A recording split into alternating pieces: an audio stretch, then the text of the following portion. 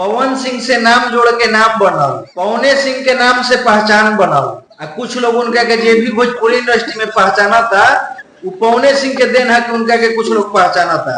आज आकर के वो कैमरा के सामने उल्टी करता रही कि भोजपुरी इंडस्ट्री जैसा कचरा कोई भी जगह नहीं है।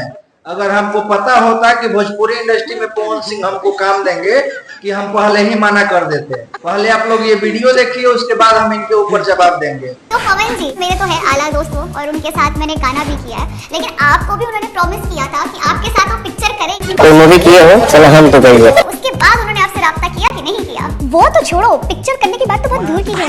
जब हम शो में गए थे तो हमने सॉन्ग उनके बहुत सुने हैं, लॉलीपॉप ये सब सुने हैं बिल्कुल, बट हमने देखा नहीं था वो इंसान की कौन गाया है। तो जब वो शो में आया था तो हमें नहीं पता था कि वो कौन है। वो आते से उन्होंने बोला कि मूवी देंगे तो ये देंगे, और मैंने भोजपुरी नहीं देखा मैंने भाई कि क्या चलता है क्या नहीं चलता है। उन्होंने आते से बोला कि मूवी करोगे?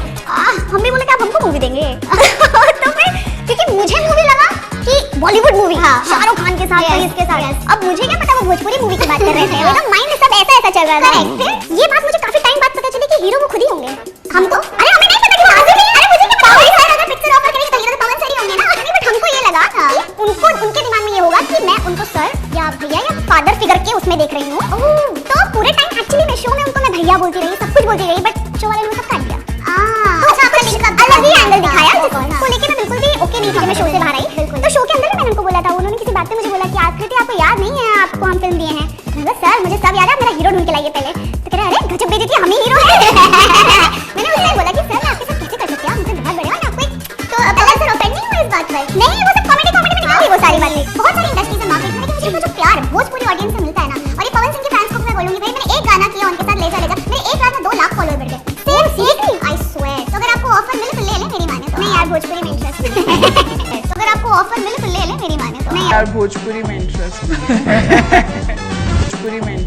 भोजपुरी के कारण ही तू फेमस हो गई, न तो तारा के रोड छप के चिन्हत रहे, और पवन सिंह के नाम से तारा के 4 लोग चिन्हे लागल, और तहारा से पवन सिंह के नाम जुड़ल तो 4 लोग तहारा के चिन्हे लागल।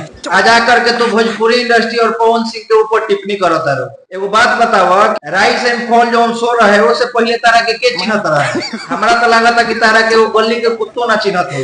मतलब जौना आदमी से तारा के कुछ नाम बढ़ल, तारा के लोग पहचाने लगल, अब उहे आदमी के आके तू शिकायत करता रहो। खैर एगो कहानी बा कि तिरिया चरित्रम पुरुषो न भावे, कि जब औरत के भगवान ना समझ पैलन तो फिर इंसान के बस के बात नहीं है।